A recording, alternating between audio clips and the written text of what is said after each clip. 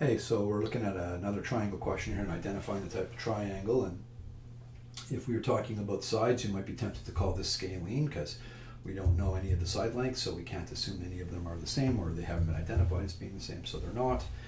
But we're not talking about identifying this triangle as being isosceles, equilateral, or equilateral, nor scalene. Those are side length considerations.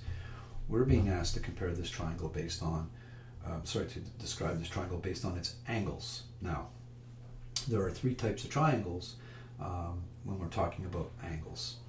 The first type of triangle, the special type of triangle that we've worked with so much, is a triangle where we know one of those degrees is 90, right? Whether it looks like this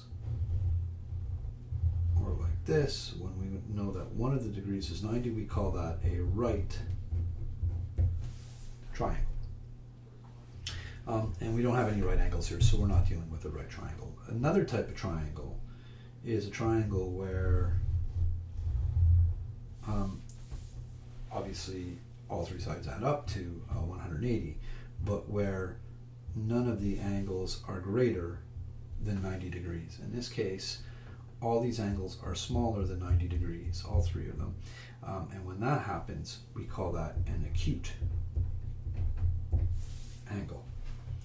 The third type, and I'll exaggerate it here, the third type of triangle when we talk about its angles is a type of triangle where one of the angles, and it can only be one, where one of the angles is greater than 180 degrees. And so when that triangle opens up like that, and that has to make the other ones really small, right? Greater than 90 degrees, not 180.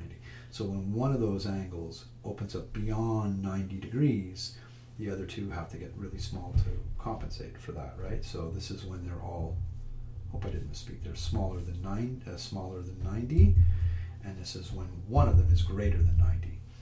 And when that happens, that's called an obtuse angle. So one angle equal to 90, right triangle. Three angles all smaller than 90, we call that an acute triangle. And another triangle where one of them is greater than 90 and the other two obviously are smaller, and we call that an obtuse. So if we look over at this triangle here, you can see that this angle right there, if I wanted to show you what the 90 would look like, that angle is greater than 90, so this one is obtuse.